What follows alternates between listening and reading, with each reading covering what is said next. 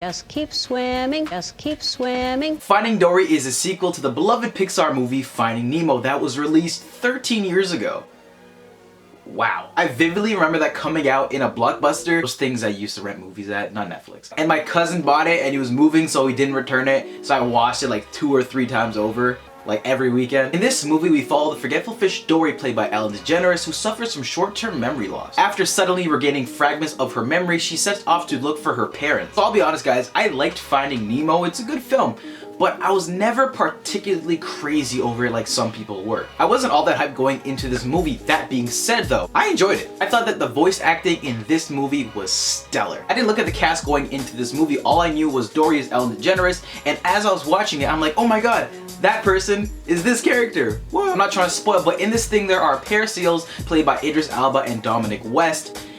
And they were phenomenal. They were such a great pairing in this movie. They even have, you know, their accents. They don't change it up, you don't try to sound American or whatever. They were just so funny in this thing and they were so good. They were probably like the funniest parts for me personally. Plus it was like a Wire reunion animated in animal form. Ellen DeGeneres as Dory 13 years later did a solid job. I'm not gonna lie, I was a little bit nervous because I'm like, okay, can Dory carry an entire movie? And she can. I think she did a solid job for what they had with the story. And I thought Ellen DeGeneres voicing Dory was even better than last time. By far, it's the character interactions and the characters and the new people that we meet in this movie that really make it fun. The first half an hour or so, you know, they're just explaining things to get to where the actual meat of the story is. This is when Dory gets to an aquarium where she meets all these new characters that are so funny and is interesting. When it comes to how Dory was in this film, I thought she was fantastic. This story relies heavily on flashbacks with the whole short-term memory loss, and that's how they choose to go in the storytelling for this one. And I found when they didn't do too many of those and they didn't go back to, you know, Marlin and Nemo, I found that's when the film worked best. When they're just with these brand new characters and they're focusing on the story of finding her parents. When we're with just Dory's story.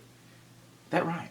With regards to the emotional moments, they work well for the most part when it's just focusing on Dory and, you know, her parents, as well as how people treat her because of her condition. Speaking of Dory's parents, I thought they did a great job in introducing these characters and fleshing them out throughout the whole entire story, as well as just the way they were voice acted. They easily could have been forced and just felt cheesy, but they didn't. All of the scenes with them felt very heartfelt and you could sympathize with them and their daughter being gone. This is a really big up for the film because, you know, being at the theater, there's a lot of kids and there's a lot of parents, and, you know, at a very young age and even for adults, I really appreciate how this film can be relatable to kids who have special needs or anyone on the spectrum. Parents and kids can see a character like Dory and they can really inspire some people. I'm gonna go and talk about one of the characters in this thing who was probably my favorite person in the whole entire film, and that's Hank, played by Ed O'Neill. I love this guy's character. He was so great. Literally, like, next time I go and buy a Funko, I'm buying it. From the introduction to the conclusion of his character, there's an evident change in progression, and it's all because of Dory, and they just build a really great relationship with each other. The heartfelt moments between them worked really well in this movie,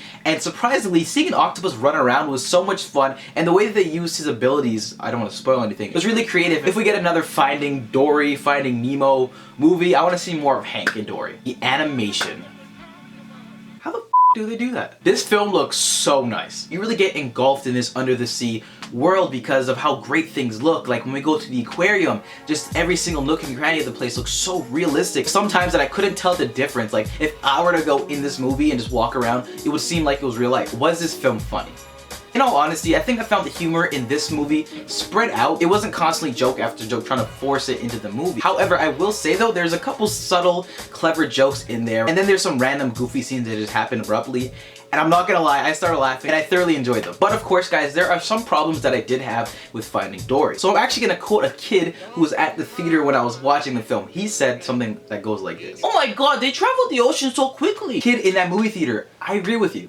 The scope of this movie is kind of small. They get across the ocean fairly quickly to where they want to go, and compared to the other film, it seems so easy and just is like a little bit less rewarding. One of the biggest things for me is that this film felt fairly rushed. We kept bumping from place to place fairly quickly, and I get it has to do with her, you know, having short-term memory loss, but at a point it's just like, maybe they didn't have much like actual meat of a story with Dory. I rhymed again. So of course the shtick of this movie was Dory having short-term memory loss. At first I really liked it. I thought it was, you know, interesting in the way that, you know, it could be relatable to some people. But at a point it just kind of got a little bit repetitive and somewhat annoying to like an extent, for me at least. Now this might be more of a little nitpick. There wasn't that many heartfelt moments in this movie, and I think when they wanted you to be very sad, it didn't really land. And this is kind of looking at it compared to other older Pixar movies. There's kind of one that pops up into my mind involving her parents, but even that scene didn't get me as, you know, in the feels. I think it might be the gravity and sadness in these situations that should be there that get you in the feels isn't there because of Dory's attitude, but like how upbeat and, like, you know, happy-go-lucky she is. Maybe that just doesn't get you in the feels that you'd want it. And the last thing I kind of had an issue with in this film was the ending sequence. Don't ask me how, but it legit went Fast and Furious in an ocean movie.